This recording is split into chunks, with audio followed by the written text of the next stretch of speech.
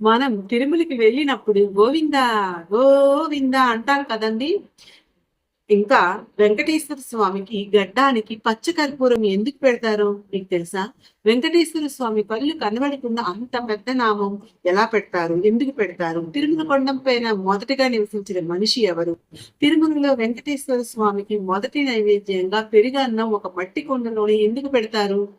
వెంకటేశ్వర స్వామికి మనం జుట్టు ఎందుకు ఇస్తాము? వెంకటేశ్వర స్వామికి కుబేరుడి దగ్గర అప్పు ఎందుకు చేయాల్సి వచ్చింది? తిరుమలకి వెళ్ళేటప్పుడు ఏ తప్పులు అస్సలు చేయకూడదు? ఇవన్నీ మీకు తెలుసా అండి? ఇవన్నీ కూడా ఇప్పుడు ఈ వీడియోలో తెలుసుకుందామండి. ప్రతి ఒక్కరు కూడా గోవింద గోవింద అని కామెంట్ పెట్టి వీడియోని లైక్ చేయండి ప్లీజ్ అండి. వెంకటేశ్వర స్వామికి పద్మావతితో లక్ష్మీదేవితో వివాహం అవుతుంది. ఒక రోజు వైకుంఠంలో వెంకటేశ్వర స్వామి ఉయ్యాల మీద ఊగుతూ పడుకొని ఉంటారు. లక్ష్మీదేవి మరియు పద్మావతి దేవి ఇద్దరు కూడా తిరుమల కొండ కోసము అలాగే శ్రీనివాసుని కోసము ఇద్దరు కూడా వాదనలు పెడుతూ ఉంటారు. అలాగే శ్రీనివాసుని కోసం తిరుమల కొండ కోసం నాకెక్కువ తెలుసు అంటే నాకెక్కువ తెలుసు అని ఇద్దరు కూడా అలా సంభాషణ జరుగుతూ ఉంటారు. అయితే లక్ష్మీదేవి ఇలా అంటుంటే ఇద్దరు గొడవ పడుతూ ఉంటే అప్పుడు శ్రీనివాసుడు వీళ్ళిద్దరూ గొడవ పడుతున్నారు అని చిరునవ్వు నవ్వుతూ ఇంకా నేను నిద్రపోయినట్లే అనుకొని ఒక ఉపాయం వేస్తారంట. వాళ్ళు నిద్రపోతూ సరదాగా ఒక చిటిక వేస్తారంట. అంటే ఒక్కసారిగా వారిద్దరికి కూడా తిరుమల కొండ కోసము తెలిసిన విషయాలన్నీ కూడా మర్చిపోతారంట. పద్మావతి మరియు లక్ష్మీదేవి ఇద్దరు కూడా పరిగెత్తుకుంటూ వచ్చి శ్రీనివాస్ దగ్గరకు వచ్చి, స్వామి నాకు ఈ తిరుమల కొండ కోసం మాకు చాలా సందేహాలు ఉన్నాయి, ఒకసారి నిద్రలేస్తారా, మీతో మాట్లాడాలి అని పిలుస్తారంట. అప్పుడు శ్రీనివాసులు నిద్రలేచి చెప్పండి మీ సందేహాలు ఏమిటి అని సరదాగా అడుగుతారంట. అప్పుడు ఇద్దరు కూడా ఉయ్యాల మీద కూర్చుంటారంట. మొదటగా లక్ష్మీదేవి ఇలా అడుగుతారంట, స్వామి తిరుమల ఆలయానికి వచ్చిన ప్రతి ఒక్కరు గోవింద గోవింద అని పిలుస్తారు కదా, దానికి కారణం ఏమిటో చెప్తారా స్వామి అని అడుగుతారంట. అప్పుడు శ్రీనివాసుడు ఆ మాటకు నవ్వుతూ ఇలా చెప్తాడంట, ఒక రోజు నేను తిరుమలలో సంచరిస్తూ అగస్త్య మహర్షి ఆశ్రమం చూశాను. ఆ ఆశ్రమంలో చాలా ఆవులు ఉన్నాయి. ఒక ఆవుని నేను పెంచుకుంటే ఎంత బాగుంటుందో అని ఆశ్రమం దగ్గరికి వెళ్ళాను. నన్ను శ్రీనివాసుడు అని పిలుస్తారు. మీ ఆశ్రమంలో చాలా గోవులు ఉన్నాయి కదా, నాకు ఒక ఆవుని పెంచుకోవాలని ఉంది, నాకు ఒక గోవుని ఇస్తారా అని అగస్త్య ముని అడిగాను. నన్ను చూడగానే వెళ్ళింది సాక్షాత్ మహావిష్ణువే అని అతనికి అర్థమైపోతుంది. స్వామివారే నా ఇంటికి వచ్చి ఇలా అడుగుతున్నారా అని ఎంతో సంతోషపడతారంట. కానీ స్వామి మీకు ఇవ్వటానికి నాకు ఎటువంటి అభ్యంతరం లేదు, కానీ వేదాల ప్రకారము ధర్మపత్ని లేనిదే గోదానం చేయకూడదు అంటారు కదా స్వామి, ఇది మీకు తెలియని విషయం ఏమీ కాదు. రేపు మీరు మీ భార్యలను తీసుకుని రండి స్వామి, నేను మీకు గోవుని ఇస్తాను అని చెప్తాడంట. నాకు కూడా ఇక్కడ చెప్పింది నిజమే కదా అని అనిపిస్తుంది. సరే స్వామి, రేపు నేను సతీ సమేతుడునై వస్తాను అని చెప్పి అక్కడి నుంచి వైకుంఠానికి వచ్చాను. మరుసటి రోజు నేను ఒక భార్యతో కాదు, అలాగే పద్మావతిని అలాగే నిన్ను కూడా వెంట పెట్టుకుని ఆశ్రమానికి వెళ్ళాను. నీకు ఇది గుర్తు లేదా అని నవ్వుతూ అడుగుతారంట. అప్పుడు ఇద్దరు కూడా అన్ని తెలిసినట్లే ఆ గుర్తుంది స్వామి, ఆ తర్వాత ఏం జరిగిందో చెప్పండి అని అంటూ ఉంటారంట. ఆసక్తితో అడుగుతారంట. దానికి శ్రీనివాసుడు నవ్వుకుంటూ, అయ్యా అగస్త్యముని గారు, మీరు చెప్పినట్లే సతీ సమేతుడై వచ్చాను అని పిలుస్తాడంట. ఆ సమయంలో అగస్త్యముని ఇంట్లో ఉండరంట. ఆ ఆశ్రమంలో శిష్యులు మాత్రమే ఉంటారంట. ఆ శిష్యుని చూసి నవ్వుకుంటూ నమస్కరిస్తూ, నిన్న నేను మీ ఆశ్రమానికి వచ్చి నాకు గోవుని ఇస్తే నేను వెళ్తాను అని అడిగాను. అది విన్నటువంటి శిష్యులు వారికి ఏం చేయాలో అర్థం కాలేదంట. మా గురువు గారు మాత్రం మాకు ఏమీ చెప్పలేదు స్వామి, మా గురువు గారు చెప్పకుండా మేము ఏ పని చేయలేము, ఏమీ ఇవ్వలేము, ఇప్పుడు మీకు గోవులు కూడా ఇవ్వలేము, మీరు రేపు రండి స్వామి అని చెప్తారంట. దాంతో నాకు చాలా కోపం వచ్చింది. నేను అదే పనిగా మా ఇద్దరు భార్యను తీసుకొని వస్తే ఇప్పుడు గోవుని ఇవ్వకుండా రేపు రమ్మంటారా అని కోపంతో, పదలక్ష్మి పద పద్మావతి మనం వెళ్ళిపోదాము అని మీ చేతులు పట్టుకొని కోపంతో వైకుంఠానికి బయలుదేరాను. అలా కొంత సమయం తర్వాత అగస్త్యుని ఆశ్రమానికి వచ్చారు. శిష్యులు అందరూ కూడా ఇలా ఎవరో శ్రీనివాసుడంట తన భార్యలతో వచ్చి గోవును అడిగాడు. మీరు ఇవ్వమని చెప్పలేదు కదా స్వామి, అందుకే మీ మాట జబదాటకూడదని రేపు రమ్మన్నాము అని గురువు గారికి చెప్తారంట. అయ్యో మరి ఇంటికి వచ్చింది సాక్షాత్తు ఆ విష్ణుమూర్తేరా, ఎంత పని చేశారా మీరు అని చెప్పి బాధపడి వెంటనే ఒక గోవుని తీసుకొని వేగముగా మనం వెళ్ళే దారిలో పరిగెత్తుకుంటూ మన వెనకాలే వచ్చాడు. నన్ను చూసి నా వెంటనే బతిమాలుతూ వెంట పడ్డాడు. ఆ ముని నాతో ప్రేమగా బాధపడుతూ, స్వామి గోవు ఇందా, స్వామి గోవింద అని అంటూ నా నా వెనకాలే పడ్డాడు. గోవు అంటే ఆవు, ఇంద అంటే ఇదిగో అని అర్థం. నా మనసు వెన్నలాంటిది కాబట్టి వెంటనే శాంతించి అగస్త్యముని దగ్గర నుంచి గోవుని తీసుకొని నువ్వు నన్ను గోవిందా అని పిలవడం చాలా బాగా నచ్చింది స్వామి. ఇక నుండి నా భక్తులు గోవింద గోవింద అని అరిస్తే వాళ్ళ కష్టాలన్నీ కూడా పోగొడతాను అని మాట ఇచ్చి ఆ గోవుతో పాటు మిమ్మల్ని తీసుకొని వైకుంఠానికి తిరిగి వచ్చేసాను దేవి. అందుకనే ఇప్పటికీ కూడా భక్తులు నన్ను గోవింద గోవింద అని పిలుస్తూనే ఉంటారు అని ఇద్దరికి చెప్తాడంట. లక్ష్మీదేవి నవ్వుతూ భలే భలే అని చప్పట్లు కొడుతుందంట. ఆ తర్వాత పద్మావతి దేవి నవ్వుతూ, నాది ఒక ప్రశ్న స్వామి, మీకు ప్రతిరోజు మొదటి నైవేద్యంగా పెరుగు అన్నం ఒక మట్టి కుండలో పెడతారు కదా, ఎందుకు పెడతారు స్వామి అని అడుగుతారు. అప్పుడు శ్రీనివాసుడు నవ్వుతూ, పెరుగన్నమా, ఆహా, ఆ పేరు వింటుంటేనే నాకు ఆకలి వేస్తుంది దేవి అని అంటారంట. దీని వెనుక ఉన్న కథలు చెబుతాను వినండి అని చెప్పి ప్రేమగా నవ్వుతూ ఇలా చెప్తారంట. అప్పట్లో తిరుమల ప్రాంతానికి రాజు తొండమాన్ చక్రవర్తి. ఆయన వెంకటేశ్వర స్వామి అంటే నాకు పరమ భక్తుడు. ప్రతిరోజు నాకు బంగారు పువ్వులతో పూజ చేసేవాడు. అలా అతడు పూజలు చేసిన తర్వాత మిగతా భక్తులు అందరూ వచ్చి నాకు పూజలు చేసేవారు. అలా ఒక రోజు తొండమాన్ చక్రవర్తి పూజకి రావడం ఆలస్యం అవడంతో మిగతా భక్తులు వచ్చి పూజలు చేసేసి నైవేద్యం పెట్టి వెళ్ళిపోతారు. ఆ తర్వాత తొండమాన్ చక్రవర్తి పూజ చేయడానికి అక్కడికి వస్తాడు. ఆ విగ్రహం దగ్గర మట్టి పాత్రలు మరియు మట్టి పువ్వులు ఉండడం చూస్తాడు. ఆ మట్టి పాత్రలో ఉన్నటువంటి పెరుగు అన్నాన్ని తినేసి అక్కడే పడేసి ఉంటాయి. ఆ మట్టి పాత్రలు ఇక్కడికి ఎలా వచ్చాయి అని కోపంతో, అసలు ఎవర్రా ఈ మట్టి పాత్రలో నైవేద్యం తెచ్చారు అని కోపంతో ఆ పూజారిని అడగగా పూజారి మొత్తం విషయం చెప్తాడు. అలిపిరి దగ్గరలో భీమన్న అనే ఒక కుమ్మరి ఉండేవాడు. అతడు రోజు కూడా స్వామివారికి అవసరమైనటువంటి మట్టి పువ్వులు మరియు మట్టి పాత్రలను తయారు చేస్తాడు. ఆ మట్టి కుండల్లో పెరుగన్నం పెట్టి అవి అతని స్వయంగా రోజు కూడా 7 కొండలు ఎక్కి తీసుకొని పోయి రోజు నాకు ప్రేమగా అర్పించేవాడు. ఆ ప్రసాదం చూస్తూనే నాకు నోట్లో నీరు ఊరిపోయేవాడిని. అని నేనే ఆకలితో స్వయంగా వచ్చి స్వయంగా తినేవాడిని అని అని అని చెప్పారంట. అయ్యో స్వామివారు నేను చేసిన అన్నం తింటున్నారే అని భీమన్న చాలా సంతోషించేవారంట. రోజు పెట్టాలని రోజంతా కష్టపడి ఆయన పనులు చేసుకుంటూ ఇలా రోజంతా చేసేవారట. కానీ మరుసటి రోజు కావలసినటువంటి పాత్రలు చేయాలి కాబట్టి వేరే వాళ్ళు కూడా ఆ మట్టి కొండని పంపించేవాడంట. ఆ భక్తిని చూసి నాకెంతో ముచ్చట వేసింది. అతడి ప్రేమ చాలా స్వచ్ఛమైనది. ఆ పెరుగన్నం నాకు యశోదమ్మ తినిపించే వెన్న ఎంత కమ్మగా ఉంటుందో అంత కమ్మగా ఉండేది. ఒకరోజు భీమన్న అనారోగ్యంతో ఇంటిలోనే పడుకొని ఉన్నాడు. ఆ రోజు ప్రసాదం చేయలేనంత బలహీనంగా ఉండటంతో నేనే 7 కొండలు దిగి భీమన్న ఇంటి వెతుక్కుంటూ అతని వాకిట్లో నిలబడి, భీమన్న, ఓ భీమన్న, నేను నీ శ్రీనివాసుడిని నీ కోసం 7 కొండలు దిగి వచ్చానయ్యా, నాకు చాలా ఆకలి వేస్తుంది భీమన్న, తినడానికి ఏమైనా పెడతావా అని అడుగుతాను. అప్పుడు నేనే స్వయంగా రావడం చూడడంతో భీమన్నకి ఉన్నటువంటి అనారోగ్యం అంతా పోతుంది. వెంటనే భీమన్న ఆనందంతో లెగిసి పెరుగన్నం చేసి తను చేసినటువంటి మట్టి కుండలో పెరుగన్నం పెట్టి నాకు ప్రేమతో ఆనందంతో తినిపిస్తాడు. చాలా రోజుల తర్వాత నెయ్యి పెరుగన్నం తినడంతో ఆహా ఓహో ఎంత రుచిగా ఉంది, చాలా బాగుంది భీమన్న నీ చేతి వంట, ప్రతిరోజు ఈ పెరుగన్నం తినకపోతే నేను ఉండలేను, ఇక నుండి ప్రతిరోజు నాకు మట్టి కుండలో పెరుగన్నం కలిపి నైవేద్యంగా పెడితేనే నేను తింటాను, లేకపోతే నేను అస్సలు అన్నమే తినను అని అని అలిగాను. ఆ మాటను పూజారి అందరికీ చెప్తారు. అప్పటి నుంచి ప్రతిరోజు కూడా పెరుగన్నం ఒక మట్టి కుండలోనే పెడతారు. చూడు ఇదిగో ఇప్పుడే మట్టి కుండలో పెరుగన్నం వచ్చింది, ఒక నిమిషం ఆగండి, నేను ఆ పెరుగన్నం తింటాను అని తింటూ ఉంటారంట. అప్పుడు ఇద్దరు భార్యలు నాకు కొంచెం పెడతారని ప్రేమగా అడుగుతారంట. భీమన్న నా కోసమే ప్రేమగా పెరుగన్నం చేశారు, నేను మాత్రం ఇవ్వను అని ముద్దుగా అంటారంట. అప్పుడు ఇద్దరు మెల్లగా అలిగి మాకు పెట్టారా అని అడిగితే, వద్దు వద్దు అలవకండి, మీ ఇద్దరికి ఇస్తారని చేతులు చెరొక ముద్ద పెడతారంట. ఆ తరువాత లక్ష్మీదేవి అసలు ఈ తిరుమల కొండపైన మొదటి నివసించిన వ్యక్తి ఎవరు స్వామి అని అడుగుతారంట. అప్పుడు శ్రీనివాసుడు నవ్వుతూ, ఇది కూడా మీకు గుర్తు లేదా, చెప్తాను వినండి. 1000 సంవత్సరాల క్రితం తిరుమలలో నంబి అనే బ్రాహ్మణుడు ఉండేవాడు. అతడికి మొదటిగా నేను ఒక శిలారూపంలో వెలిశానని అతని కలలో కనిపించింది. అప్పుడు అతను ఎంతో కష్టపడి కొండ ఎక్కి మొదటిసారి మన ఆలయాన్ని చూస్తాడు. ఆలయం చూడగానే అతనికి తెలియకుండానే కళ్ళల్లో నుండి ఆనందంతో నీరు కారిపోతాయి. అప్పటి నుండి కూడా రోజు ఆలయాన్ని శుభ్రం చేసి నాకు అభిషేకం చేయడం మొదలు పెడతాడు. నాకు అభిషేకం చేయడం కోసం ఎంతో కష్టపడి 8 కిలోమీటర్లు నడుచుకుంటూ వెళ్ళి పాప వినాశనం నుంచి నంబి ఒక కుండలో నీళ్లు పట్టుకుని వచ్చి స్వయంగా నా విగ్రహానికి అభిషేకం చేసేవాడు. అలా ఒక రోజు నీళ్లు తీసుకొని వస్తున్నప్పుడు ఒక వేటగాడు వచ్చి బాగా దాహం వేస్తుంది, కొంచెం నీళ్లు ఇవ్వమని అడుగుతాడు.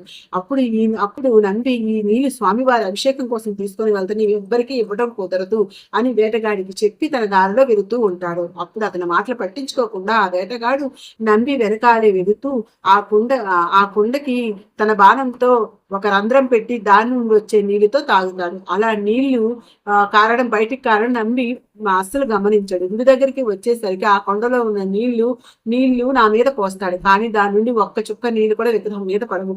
అయ్యో స్వామి, నన్ను క్షమించండి, తప్పు అయిపోయిందని ఎంతో బాధపడతాడు. ఇదంతా వేటగాడి పని, ఆ దేవుడి కోసం అని చెప్పినా ఎలా చేయగలనని బాధపడతాడు. అప్పుడు ఆ వేటగాడు చూసి, నన్ను క్షమించండి, నాకు దాహం ఎక్కువగా వేయడం వల్ల దాహం ఆపుకోలేక తాగేశాను అనగా, ఇప్పుడు నేను మళ్ళీ 8 కిలోమీటర్లు నడుచుకుంటూ వెళ్ళి అంత దూరం నుండి నీరు తీసుకొని వచ్చేసరికి రాత్రి అయిపోతుంది. ఈ రోజు అభిషేకం చేయకపోతే ఎలా అని ఏడుస్తూ ఉంటాడు. అప్పుడు నంబి బాధను వేటగాడు చూడలేక, అప్పుడు వేటగాడు తన బాణాన్ని ఎక్కుపెట్టి కళ్ళు మూసుకొని ఓం నమ శివాయ అని స్మరిస్తూ పక్కనే ఉన్నటువంటి ఒక కొండ మీదకి ఆ బాణాన్ని వదులుతాడు. ఒక దివ్యమైనటువంటి అక్కడి నుంచి ఒక వెలుగు వస్తుంది. ఆ వెలుగు నుండి ఒక జలపాతం పడుతుంది. అది చూసి నంబి ఆశ్చర్యపోతాడు. వేటగాడి నవ్వుతూ, ఇప్పటి నుండి స్వామివారి అభిషేకానికి కావలసినటువంటి నీళ్ళని ఇక్కడి నుంచే తీసుకొని పోనంబి అని చెప్పి ఆ జలపాతంలో నుండి నీరు తీసుకొని తన తల మీద వేసుకొని అక్కడి నుంచి అదృశ్యమైపోతాడు. నంబికేమో అసలు జరిగింది అస్సలు అర్థం కాదు. కానీ ఆ వేటగాడి ఎవరో అని లక్ష్మీదేవి అడుగుతుందంట. ఈలోగా ఆ పద్మావతి కూడా అడుగుతుందంట. అప్పుడు ఆశ్చర్యపోతే ఇద్దరు అడుగుతారంట.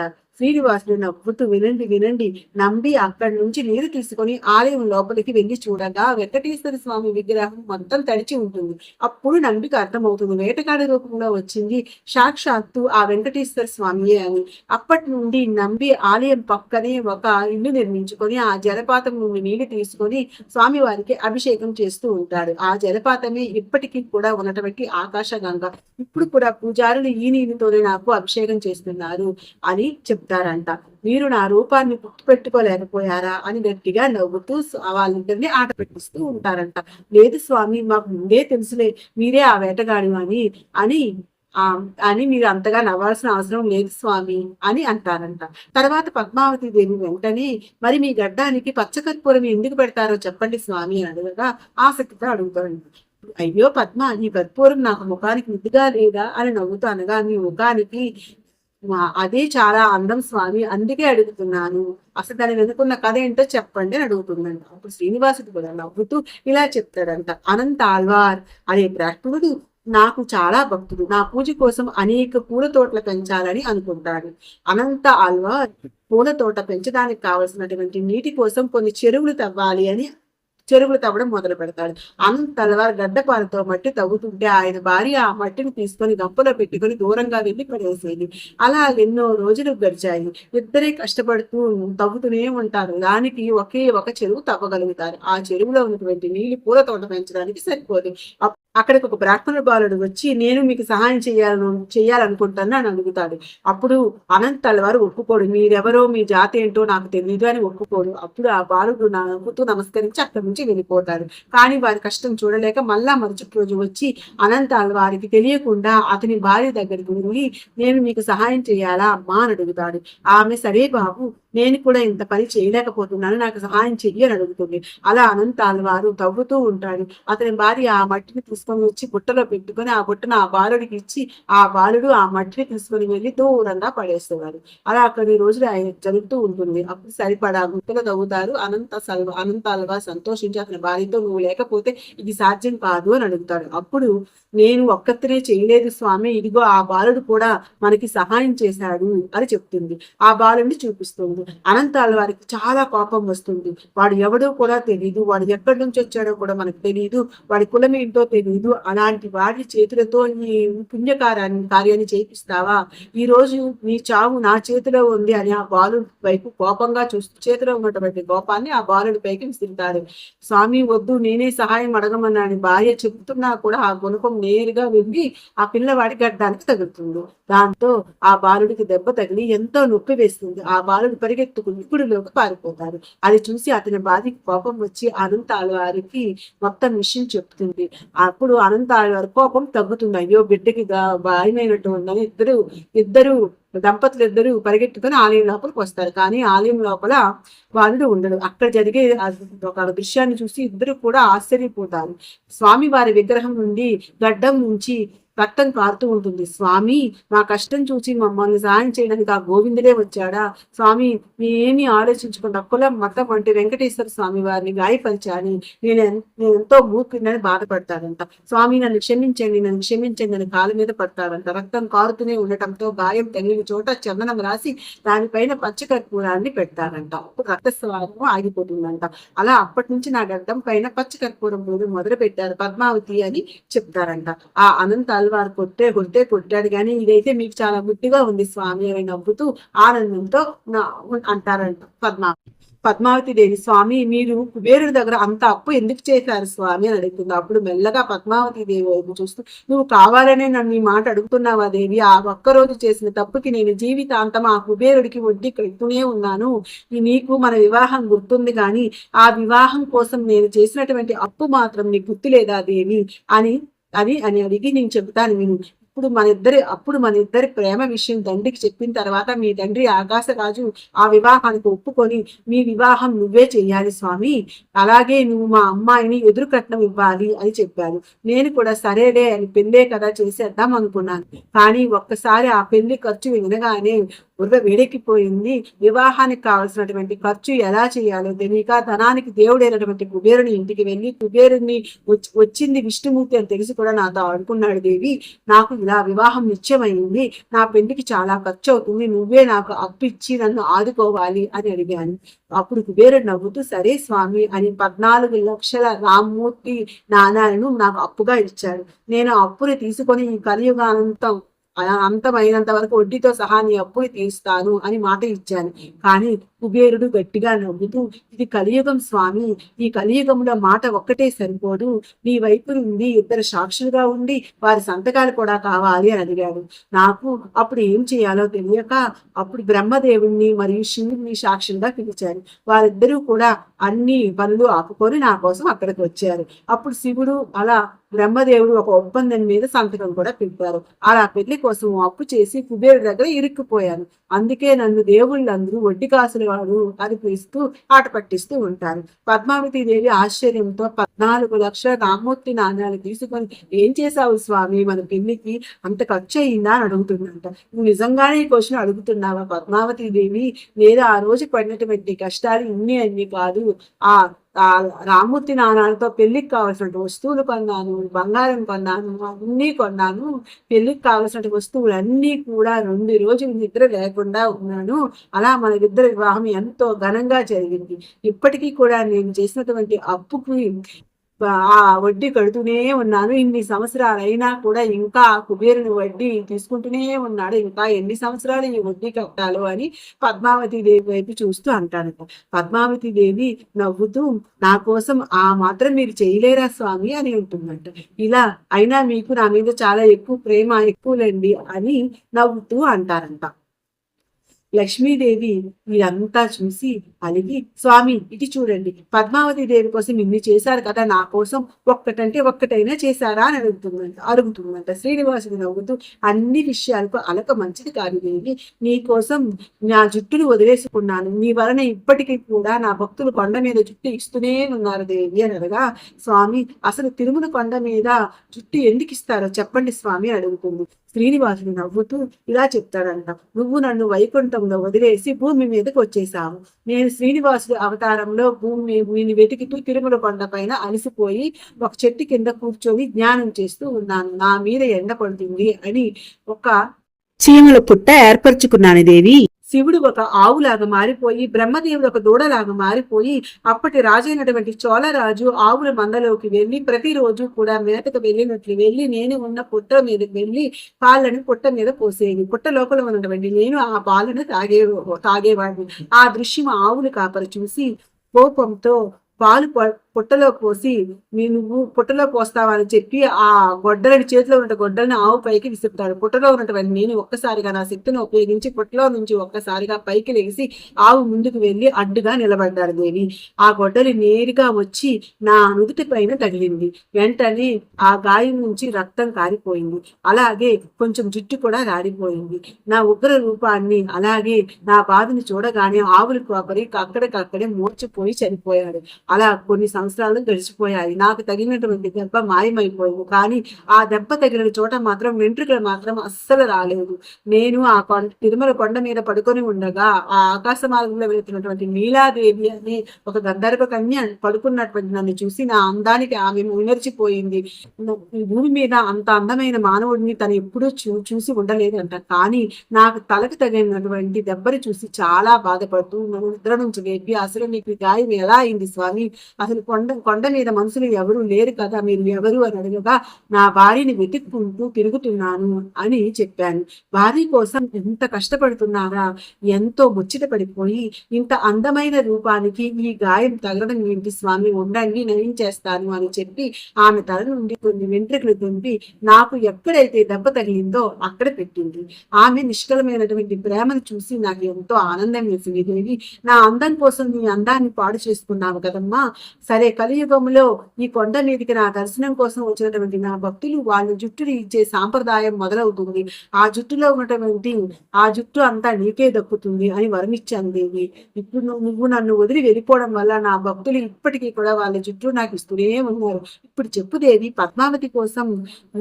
నా పద్మావతి కోసం నేను డబ్బులే ఇస్తున్నాను, కానీ నా నా భక్తులు నీ కోసం ఇప్పటికీ జుట్టుని ఇస్తూనే ఉన్నారు అని చెప్తారంట. దానికి లక్ష్మీదేవి ఎంతో ఆనందిస్తారంట. శ్రీనివాసుడికి వారిద్దరి మీద ఉన్నటువంటి ప్రేమను వాళ్ళిద్దరూ అర్థం చేసుకుంటారంట. శ్రీనివాసుడు కూడా నవ్వుతూ మిమ్మల్ని మళ్ళీ చిటికి వేస్తాడంట. ఇద్దరికి ఒక్కసారిగా అన్ని విషయాలు గుర్తొస్తాయంట. స్వామి, మమ్మల్ని క్షమించండి, మా కోసం మీరు ఇన్ని బాధలు పడ్డారు, మిమ్మల్ని మేము ఎప్పుడు ఇబ్బంది పెట్టము అని ఇద్దరు ప్రేమగా శ్రీనివాసుని దగ్గర కూర్చుంటారంట. స్వామి, మా ఇద్దరికి ఒక చివరి ప్రశ్న ఉంది స్వామి, అసలు తిరుమలకు వచ్చినప్పుడు తెలియకూడని చేయకూడని 4 పనులు ఏవో చెప్పండి స్వామి అడుగుతారు. అప్పుడు శ్రీనివాసుడు నవ్వుతూ తిరుమలలో చేయకూడని పనులు ఏమిటంటే, మొదటిది, త్వరగా పెళ్ళైన దంపతులు 6 నెలల వరకు కూడా తిరుమలకి వెళ్ళకూడదు. వెళ్ళినా కూడా వాళ్ళు చాలా పవిత్రంగా ఉండాలి. ఎందుకంటే తిరుమలలో పవిత్రమైన ఆలోచనలతో మాత్రమే ఉండాలి. నాకు మీతో పెళ్ళైన తర్వాత కూడా నేను కూడా 6 నెలల వరకు కొండ మీదకి వెళ్ళలేదు. కింద ఉన్నటువంటి ముని ఆశ్రమంలో ఉన్నాను. ఆ తర్వాతే మనం వెళ్ళాము.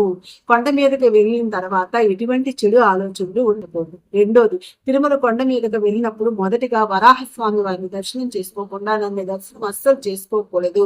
తిరుమలలో ఉండడానికి వరాహస్వామి వద్ద అనుమతి తీసుకున్నప్పుడు నేను వరాహస్వామి వారికి 3 ప్రమాణాలు చేశాను. అవి ఏంటంటే, మొదటి పూజ, మొదటి నైవేద్యం, మొదటి దర్శనం నీకే ఇస్తాను అని ప్రమాణం చేశాను. అందుకని ఆ ప్రమాణ పత్రం కూడా రాశాను. అందుకని నేను ఆ అప్పు తీర్చాలి అంటే వరాహస్వామి వారిని మొదట దర్శించుకున్న తర్వాతే నన్ను దర్శించుకోవాలి.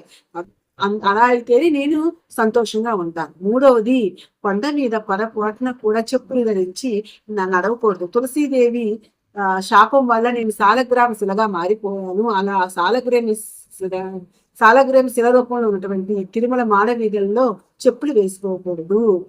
4వది, తిరుమల కొండ మీద ఉన్నటువంటి పువ్వులు ఎవ్వరూ పెట్టుకోకూడదు. తిరుమల కొండ పైన పువ్వులు ఎవ్వరూ పెట్టుకోకూడదు. ఎందుకంటే తిరుమల కొండ పైన ఉన్నటువంటి పువ్వులు చాలా పవిత్రమైనవి, చాలా శక్తివంతమైనవి.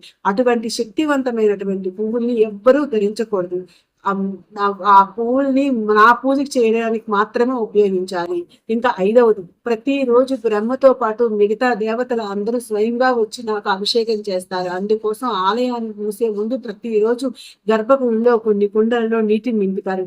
అలా ఆ కోటి దేవతలు అభిషేకం చేసినటువంటి ఆ నీటిని వేరే నీటితో కలిపి భక్తులకి తీర్థం ఇస్తారు.